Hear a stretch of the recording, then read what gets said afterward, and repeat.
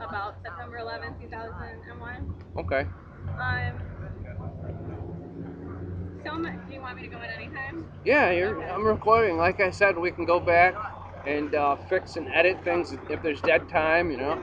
So, So many are investigating the system upon which they live so close to habit. Many don't often remind themselves of their day-to-day robotic routines, their systematic lifestyles, to stop and think, hey, something's wrong, something must be done.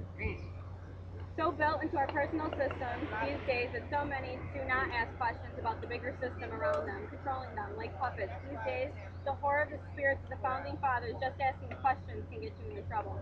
Never forget, dissent is the highest form of patriotism, and it's time to remember.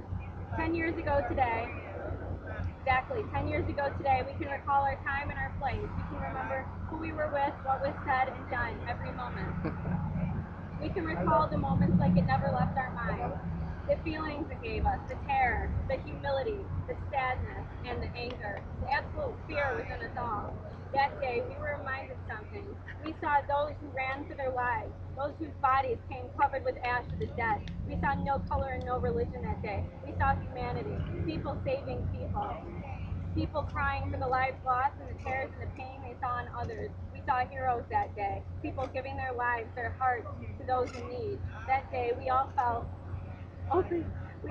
oneness with the world around us. Our friends, our families, all of our fellow children of this beautiful earth. We all wept inside for the people, the mothers, the fathers, the children, uncles, aunts, cousins, family, and friends that were murdered right before our very eyes. We watched in horror as two pillars of freedom carrying human lives were struck with fire and disintegrated into a pile of ash and rubble. The day of such uncertainty. Next, we recall our reactions, and we recall the images forever locked into our minds, locked up like a prisoner we cannot let go. As we watch angels being made, angels who left bodies of all colors, shapes, and sizes.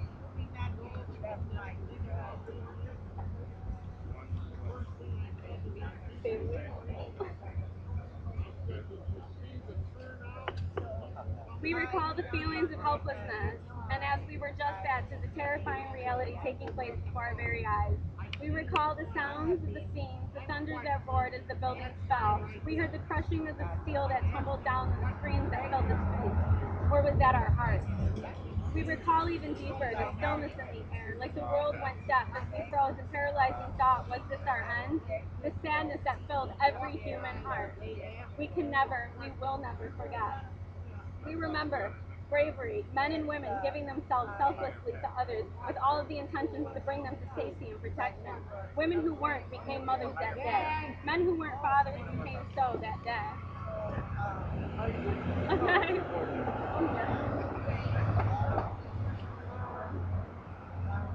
As humans comforted strangers, as enemies became friends, thousands of heroes from that day, today still suffering and even dying of illness brought about from the toxic environment they spent in that day and the following days, as they pledged their own lives for others to save from the rubble.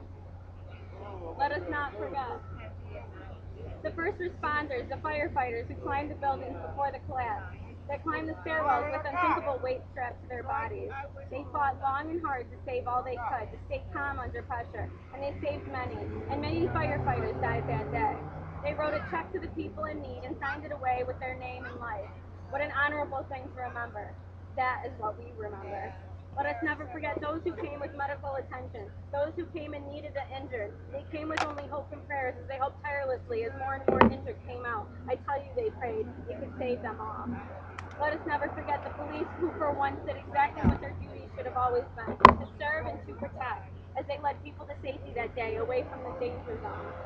Let us never forget the intuitive hope and courage of these men and women as they worked without even thought of rest as they tried to save lives, and many did, of perfect strangers for free.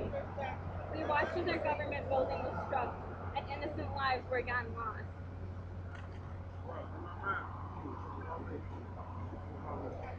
And then the rest of us, knowing that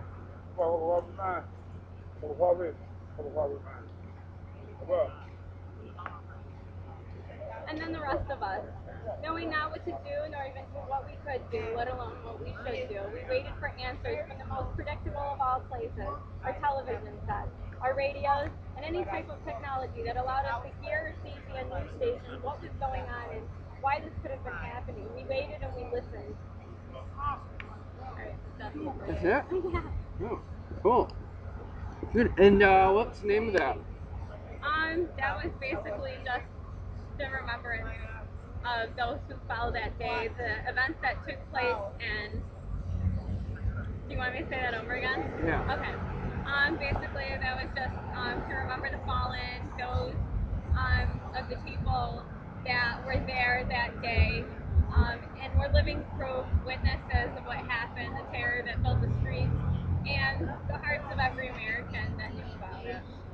Cool. Excellent. Very good. Thanks. Yeah. Thank you.